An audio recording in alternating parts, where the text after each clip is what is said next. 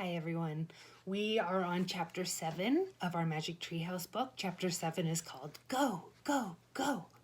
And remember, the last thing that happened was that Jack was at the Olympics and he noticed a very small soldier. And then the small soldier waved hello to him. Who was it? It wasn't a soldier. It was Annie. So now we're on chapter 7. Go, go, go. Jack stared in horror at Annie. She must have borrowed a costume from the theater. He remembered Plato's words. A girl will get in terrible trouble if she tries to go to the Olympic Games. Jack shook his head at her and pointed his finger as if to say, "Get out of here." But Annie just waved at him. Jack kept shaking his head at Annie. He even shook his fist. Annie turned back to watch the race. "It's not a joke," Jack shouted. Plato turned and looked at him. "Of course not," said Plato. "We take the games very seriously." Jack felt his face grow hot. He glared at Annie's back. Just then the trumpets sounded. "The chariots are taking their places," said Plato.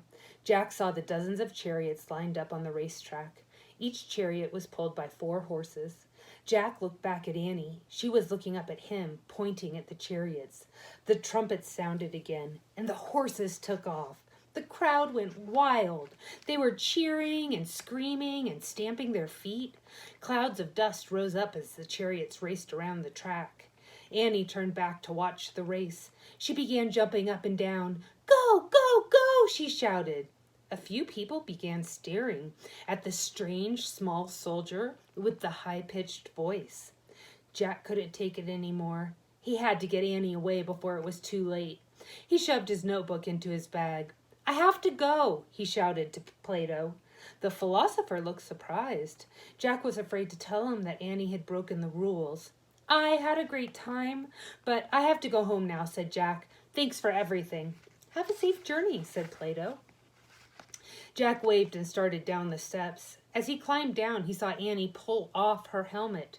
Her pigtails flew up and down as she jumped and shouted, "Go, go, go!" Her soldier's cape fell off.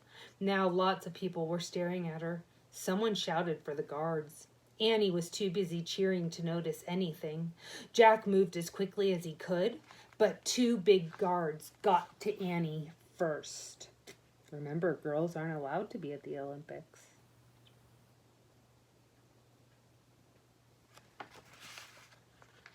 Chapter 8, Save Annie.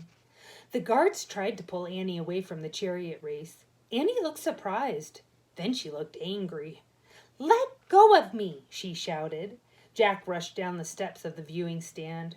The guards were having a hard time pulling Annie through all the people. "Leave her alone," Jack yelled.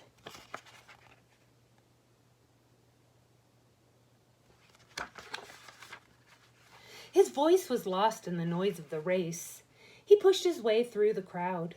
"Leave her alone," he kept shouting. "Leave her alone." Finally, Jack reached Annie and the guards. He tried to grab her, but a guard blocked his way. "Let her go," yelled Jack. "I promise I'll take her home." More guards arrived. The crowd began to shout, "Arrest her! Arrest her!" The guards kept pulling Annie away. "Jack, the story!" cried Annie. Of course, thought Jack. The poet's story.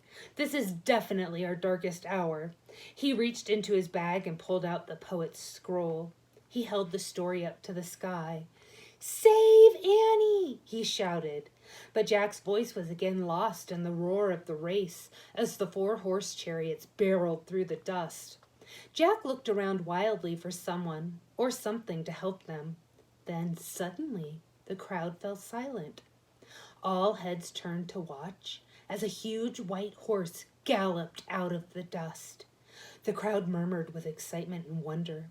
The white horse was the most beautiful animal Jack had ever seen. He was pulling an empty chariot, and he was galloping straight toward Jack. And that's the end of chapter 8. Tomorrow we'll finish our book. Have a good afternoon.